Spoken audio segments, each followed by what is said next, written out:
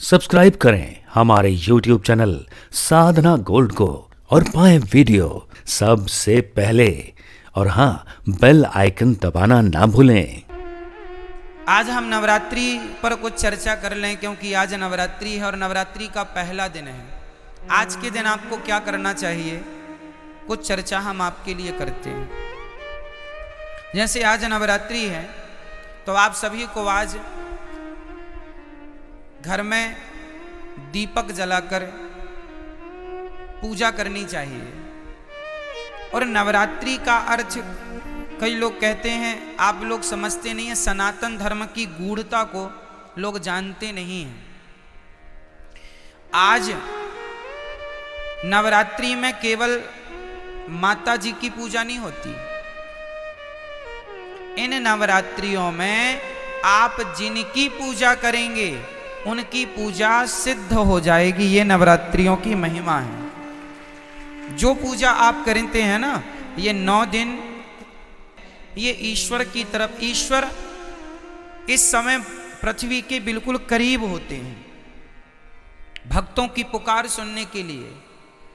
कुल मिला के ये कहें कि जैसे गर्मियों की छुट्टी में आप लोग मन बना लेते हैं, चलो घूम आवें, अब बच्चों की पढ़ाई लिखाई नहीं है, चलो थोड़ा कहीं घूम आवें, तो कोई कहीं कोई कहीं गर्मियों की छुट्टी में लोग निकल जाते हैं।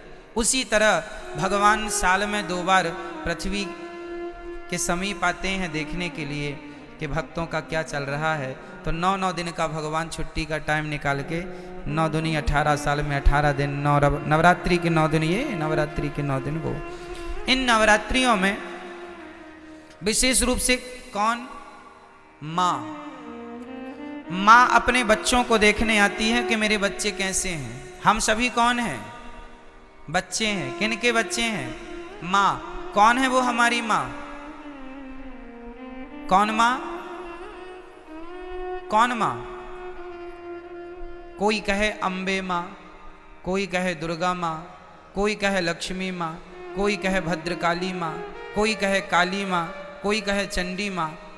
तो ये बताओ, देवियां कितनी होती हैं? बोलो मेरी माँ।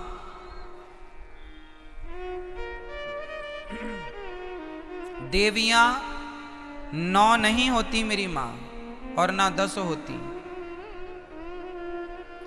फिर तो 52 शक्ति पीठ हैं। तो 9 ये गिन लो, फिर 52 वो भी गिनो। कामाख्या माता अलग है, ज्वाला माता अलग है, केला माता अलग है, शारदा अलग है। नवरात्रि में 9 में शारदा थोड़ी आती है, 9 में कामाख्या माता थोड़ी आती है। तो फिर 52 वो गिन लो और 9 ये गिन लो। तो फिर ये सब कोई गणना नहीं है। गिनती क्या है वो हम आपको नवरात्रि की सच्चाई आपको बताएंगे। एक्चुअली हमारी माता एक ही माता है, एक ही माता है। कौन सी माता? हमारी सबकी एक ही माता है, जिन माता का नाम है लक्ष्मी माता। उन्हीं लक्ष्मी माता का एक नाम है दुर्गा। जैसे पानी और नीर और जल, कितने नाम हो गए? 3 नाम हो गए। नाम 3 हो गए, पर बात एक ही है, तत्व एक ही है। आप कहेंगे पुष्प, सुमन, फूल, एक ही ना बात है? क्यों जी? सही है। जैसे किसी एक वस्तु के पर्याय अलग होते हैं, पर्यायवाची हैं ये। आकाश को हम गगन भी कहते हैं, आकाश भी कहते हैं, अंबर भी कहते हैं। बहुत सारे पर्यायवाची मिल जाएंगे आपको। उसी प्रकार जैसे पुष्प के अनेक पर्यायवाची हो सकते हैं और होते हैं, सूर्य के अलग पर्यायवाची होते हैं। सूर्य है, भास्कर है, आदित्य है ना, भौमाय न भौम है, सब सूर्य भगवान के नाम हैं। जैसे सूर्य भगवान के 12 नाम हैं, जैसे पुष्प के अनेक नाम हैं, उसी प्रकार से देवी एक है, माता भगवती लक्ष्मी। उन लक्ष्मी को कोई दुर्गा कहता है, कोई भद्रकाली कहता। प्रथमम शैलपुत्री चा, आज शैलपुत्री की पूजा होती। शैलपुत्री मतलब माता पार्वती। शैल मतलब पत्थर की बेटी अर्थात हिमालय की बेटी। प्रथमम शैलपुत्री चा द्वितीयम ब्रह्मचारिणी, कल ब्रह्मचारिणी मैया की पूजा होगी। ये ब्रह्मचारिणी मैया कौन है? कल दूसरे नंबर पर जो ब्रह्मचारिणी मैया है वो मैया है वैष्णवी मैया, जो ब्रह्मचारी रूप में आज भी ब्रह्मचारी है ना माता जी, विवाह नहीं हुआ उनका। प्रथमम वैष्णव माता जी ब्रह्मचारी रूप में है। तो पहली पूजा पार्वती माँ से स्टार्ट होती है और दूसरी पूजा, तो देखो चाहे आप शैलपुत्री कहो या ब्रह्मचारिणी कहो, तत्व एक ही है। वो एक ही तत्व है, लक्ष्मी तत्व। भाई ये बताओ, आपकी बेटी को क्या कहते हैं आप? बोलो। बेटी नहीं कहते आप कहते हैं हमारे घर लक्ष्मी आई है। हाँ या ना? अच्छा, आप अपनी बेटी को लक्ष्मी कहते हैं, तो आप लोग अपनी बेटी को क्या कहते हैं? आप भी अपनी बेटी को लक्ष्मी। मतलब इस धरती में चाहे बेटी हो, अरे हमारे भारत में बहुओं को भी लक्ष्मी कहा जाता है। जब घर में बहू आती है तो हमारे यहाँ कहते लक्ष्मी के पांव पड़ते ही घर में सब मंगल हुआ है। क्यों? हमारे यहाँ बेटी को क्या कहते हैं और बहू को क्या कहते हैं? और माँ क्या होती है? बोलो, माँ क्या है? माँ भी लक्ष्मी है। सही है। कुल मिला के हम लोग अभी नवरात्रि में कन्या जिमाते हैं ना, कन्या भोजन कराते हैं, तो क्या सोच के कराते हो कि हमारे घर माता लक्ष्मी आई। दुर्गा मान लो, लक्ष्मी कहो, शारदा कहो, भद्रकाली कहो, महाकाली कहो, चंडी कहो, कुछ भी कह लो, पर्यायवाची हैं। तत्व एक ही है, लक्ष्मी तत्व।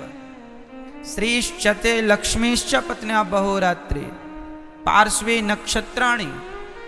कहने का तात्पर्य यह है, वेदों में एक ही तत्व की उपासना है, श्री तत्व मतलब लक्ष्मी तत्व।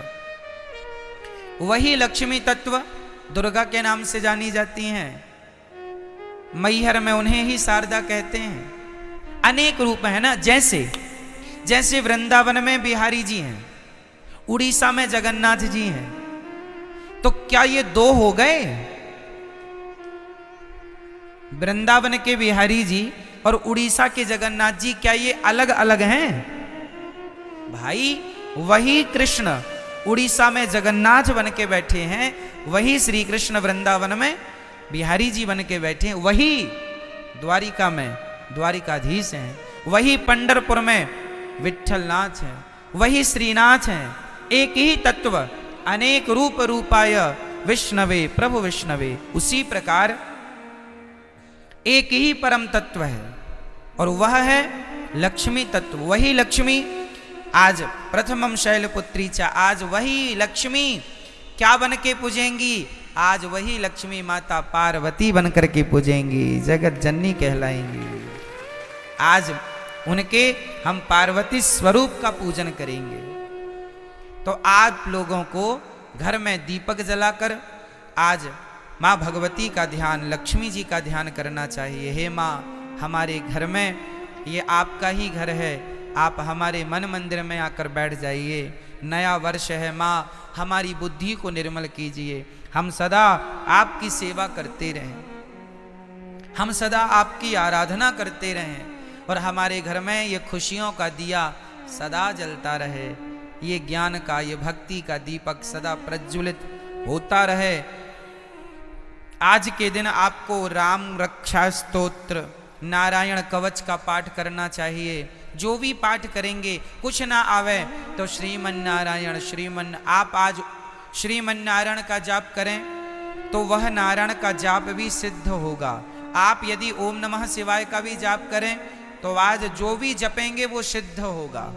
आप ओम नमः शिवाय जपें या गंग गणपतये जपें या दुर्गा माता जी का मंत्र जपें या फिर आप श्रीमन नारायण जपें, जो भी आज जपेंगे, आज मतलब 9 दिन तक निरंतर, वो आपका सिद्ध। इसलिए ये 9 दिन विशेष पूजा पाठ के लिए निकाले जाते हैं। साल भर आप फुर्सत नहीं पाते, समय मिलता नहीं है, 9 दिन का समय निकाल लो और पूर्ण रूप से भगवान के होकर भगवान की शरण में रहो।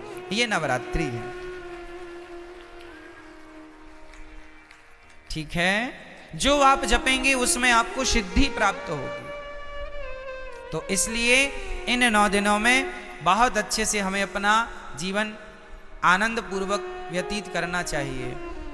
और यहाँ पर एक संकेत भी है कि दुनिया वालों, नवरात्रि में जिन कन्याओं को बुला बुला कर पांव धोकर माहौर लगाकर जिनकी पूजा करते हो, जिन्हें दक्षिणा देकर विदा करते हो, खीर पूड़ी खवाते हो, उन कन्याओं को केवल एक दिन के लिए देवी ना मानो, सदा सदा के लिए नारियों को देवी मान के उनकी सेवा, उनका सम्मान करो। नारी का सम्मान सदा लक्ष्मी मान के आप आज नवरात्रि में एक लड़की का आप सम्मान करते हैं देवी मानकर, और नवरात्रि जाने के बाद उसी नारी का आप अपमान करते हैं, तो ये तो कोई बात हुई नहीं।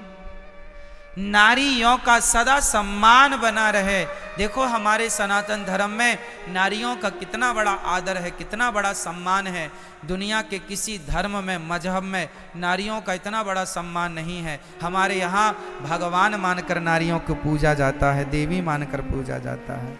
और केवल नवरात्रि में नहीं, नवरात्रि आई तो नवरात्रि के द्वारा तुम ये मान लो कि भाई ये सदा सर्वत्र पूज्य है।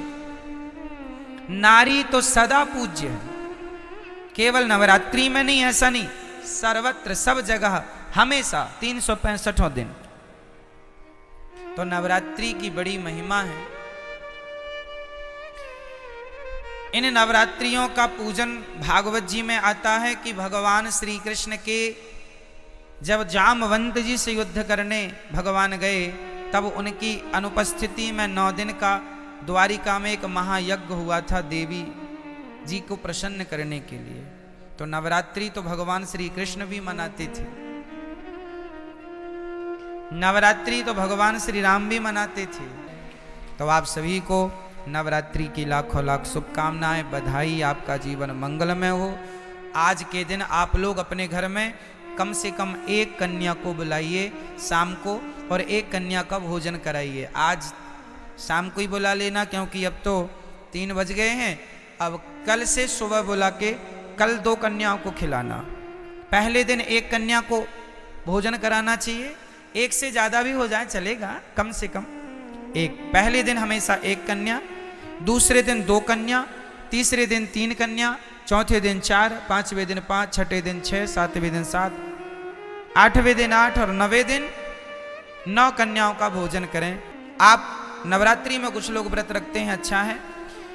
जो नहीं रखे हैं वो नवरात्रि के अंत में अर्थात नवमी का व्रत, 3 व्रत तो हमें करने ही चाहिए। नवरात्रि का लोग करते हैं, अच्छा है, परंतु 3 व्रत, पहला एकादशी, दूसरा रामनवमी और तीसरा कृष्ण जन्माष्टमी, ये हम वैष्णवों के श्रेष्ठ व्रत हैं, हम भारतीयों के, ये व्रत तो करने ही चाहिए।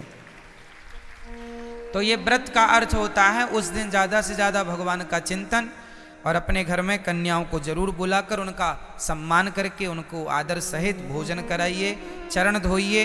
और यदि कन्या ना मिले तो कोई बात नहीं, अपनी माँ के चरण धोकर अपनी माँ को श्रद्धा से भोजन कराओ, ये सोचकर कि ये भगवान है, माँ है। माँ आपके घर में कन्या ना हो तो माँ तो है,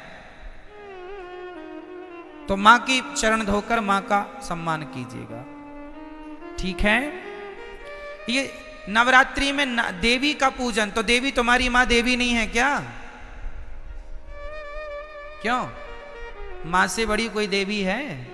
इसलिए अपनी माँ। कई लोग ना अभी इस नवरात्रि में तो नहीं, जो अगली नवरात्रि आएगी वो नवरात्रियों में, उस नवरात्रियों में लोग माता जी घर घर बिठाते हैं, हर गली चौराहे में माता जी बैठती हैं ना,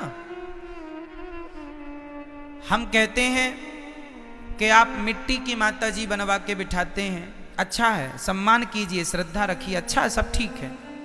पर वो माता जो मिट्टी की बनी है, उन माता में श्रद्धा तो रखिए, पर उनसे ज़्यादा उस माता में श्रद्धा रखिए जो परमात्मा ने बनाई है। जैसे आप अपनी माँ कह के बुलाते हैं माता, उसका तो असली नाम माता ही है, माँ है। विडंबना तो ये है कि आज लोग मंदिरों में जाके माता जी को तो जल चढ़ाते हैं, माता जी की जय जयकार करते हैं, पर खुद की माता जी भूखी मर रही हैं, खुद की जन्म देने वाली माता प्यासी मर रही हैं, और आप जय माता दी के नारे लगा रहे हैं। इससे फायदा क्या है ये बताइए। कई लोग ना बड़ी होड़ करते हैं, खासकर नवरात्रियों में। क्या होड़ करते हैं कि उन्होंने भंडारे में 50,000 खर्च किया, हम 1 लाख का भंडारा करेंगे। उस कॉलोनी में 2 लाख का भंडारा हुआ, हम 3 लाख का भंडारा करेंगे। क्या होगा, इससे तुम देवी को खुश कर लोगे? अरे ये ना देखो कि भंडारा कितना बड़ा करना है। ठीक है, जरूरतमंदों को भोजन कराना जरूरी है, ठीक है, कराना चाहिए, अन्नदान श्रेष्ठ दान है। पर ये मत भूलिए कि आप अपनी 50,000 का भंडारा तो आप करा रहे हैं, सबको खिला रहे हैं, पर खुद की माँ बुढ़ापे में अलग बनाकर खा रही है, तो आप कौन सी देवी को खुश कर रहे हैं? क्या आपके इस व्यवहार से आपकी खुद की माँ भूखी मर रही है और आप सबको भरपेट भोजन कराएं, क्या आपके इस व्यवहार से माँ भगवती प्रसन्न हो जाएगी? इसका विशेष ध्यान रखना चाहिए। और हम सभी को इंसानों को भगवान मानना चाहिए। किसको भगवान मानना चाहिए? हमारी माँ भगवान है, हमारे पिता भगवान है, हमारे पति भगवान है, हमारे गुरु भगवान है, हमारे अतिथि भगवान है। जो इनमें भगवान का दर्शन कर लेगा वो फिर पत्थरों में भी ईश्वर का दर्शन कर लेगा। जो इंसानों में ना कर पाया वो पत्थर कभी नहीं पूजता रहे, झूठा पूज रहा है, झूठा ही है ना। कबीर जी लिखते हैं कि पाहन पूजे हरि मिले, पाहन मीन्स पत्थर होता, पाहन पूजे हरि मिले, तो मैं पूजू पहाड़, तासे तो चक्की भली, जो पीस खाए संसार। पत्थर ही पूजना है तो तुम्हारी चक्की भी पत्थर की होती है, उसी को पूज लो, क्योंकि वो तो कम से कम तुम्हें आटा देती है पीस के। पत्थर ही पूजने हैं तो चक्की को क्यों नहीं पूजते? तो पत्थर पूजने की बातें नहीं है हमारे सनातन धर्म में। हमारे यहां मंदिर बाद में बने हैं। सनातन धर्म की गहराइयों को समझना पड़ेगा। कई लोग कहते हैं सनातन धर्म में तो पत्थर की पूजा होती है। ना जी, हमारे यहां पत्थर की पूजा नहीं होती। किसकी पूजा होती है वो मैं आपको आज स्पष्ट कर देता हूं। सुनो, हमारे वेद कहते हैं, पहला वाक्य है मातृदेवो भव, पितृदेवो भव, आचार्य देवो भव, अतिथि देवो भव। ये 4 वाक्य वेद का पहला मंत्र है। ये वेद यहां से शुरू होते हैं। पहली आज्ञा वेदों की क्या है? मातृदेवो भव, मां को भगवान मानकर सेवा करो, ये वेदों की पहली आज्ञा है। पिता को भगवान मानकर उनकी सेवा करो, ये वेद की दूसरी आज्ञा है। अतिथि को भगवान मानकर सेवा करो, ये तीसरी आज्ञा है। और गुरु को भगवान मानकर सेवा करो, ये चौथी आज्ञा है। अब सोचो, ध्यान से समझना, जो व्यक्ति पहाड़े में काखा गाघा को समझ लेगा, भाई अखबार में भी काखा गाघा ही लिखा है, पर अखबार के काखा गाघा को समझने के लिए पहले आपको कौन सा काखा गाघा पढ़ना पड़ेगा? स्कूल में जाकर, स्कूल में हमें बुक मिलती है, उसमें जो काखा गाघा लिखा है उसको पहले मास्टर जी समझाते हैं। जब आप स्कूल जाके काखा गाघा समझ लेंगे तो तो फिर अखबार का काखा गाघा समझ में आ जाएगा। यदि स्कूल में काखा गाघा समझ नहीं पाए तो अखबार आप पढ़ नहीं पाएंगे। अखबार पढ़ने के पहले आपको स्कूल जाके पढ़ना पड़ेगा। जो स्कूल ना जा पाए, जो नहीं पढ़ पाए, वो आज भी अखबार नहीं पढ़ पाते। क्यों जी? सत्य है। अखबार पढ़ने के पहले क्या पढ़ना पड़ेगा? स्कूल में जाके आपको अपनी शिक्षा पूरी करनी पड़ेगी, तब कहीं जाकर हिंदी का बोध होगा, तब हिंदी का अखबार पढ़ पाएंगे। इंग्लिश का बोध होगा, इंग्लिश का अखबार पढ़ पाएंगे। उर्दू का बोध होगा, उर्दू का अखबार पढ़ पाएंगे। अखबार पढ़ने के पहले कुल मिला के आपको पहले स्कूल जाना पड़ेगा। क्या ये बात सत्य है? बोलो हाँ या ना। उसी तरह जैसे स्कूल में काखा गाघा समझ लिया एक बार, उसके बाद दुनिया में कहीं काखा गाघा लिखा हो हम तुरंत समझ लेंगे। और स्कूल में नहीं समझा तुमने काखा गाघा, तो फिर जमाने में लिखा तो है, तुम समझ नहीं पाओगे कि लिखा क्या है। आप देखो यहां बहुत कुछ लिखा है, कौन समझ पाएगा? जिन्हें अक्षरों का ज्ञान है। ज्ञान ही नहीं है, 52 अक्षर का कोई ज्ञान नहीं है, नॉलेज नहीं है, तो लिखा तो बहुत कुछ है, कहां कोई पढ़ पा रहा है। उसी प्रकार जैसे अखबार पढ़ने के पहले हमें स्कूल जाकर पढ़ना पड़ता है, उसी प्रकार पत्थर में भगवान है, पर पत्थर के भगवान को देखने के पहले अपनी माता के अंदर भगवान को देखना पड़ेगा। पहले अपने पिता के अंदर भगवान को देखना पड़ेगा। जो माता में भगवान को देख सकता है, जो पिता में भगवान को देख सकता है, जो गुरु और अतिथि में ईश्वर को देख सकता है, वही पत्थर में भी भगवान को देख सकता है। जो माँ में भगवान को ना देख पाया, उसे पत्थर पत्थर ही दिखेगा, तुम कितना भी पूजा करो। पत्थर है, कहते हैं, कहावत सुना होगी आपने, अनपढ़ के लिए काला अक्षर भैंस बराबर। अनपढ़ के लिए कहावत है काला अक्षर।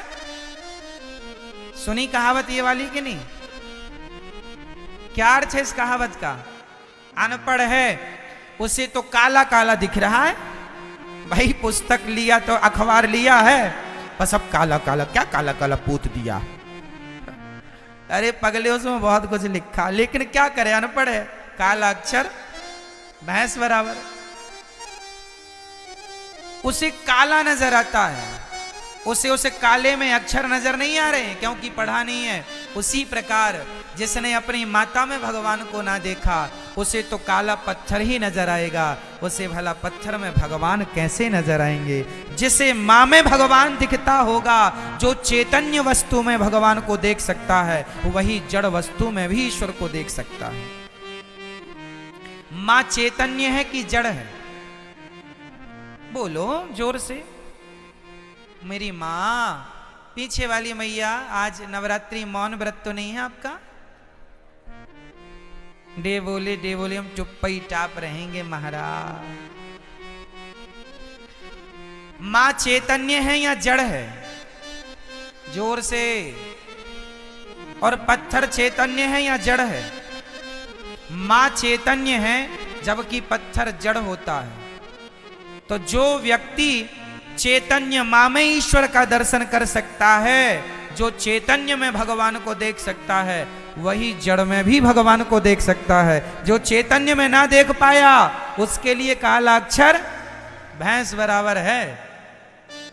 कई लोग कहते हैं ना भगवान कहाँ है, ये सब वही लोग हैं काला अक्षर भैंस बराबर।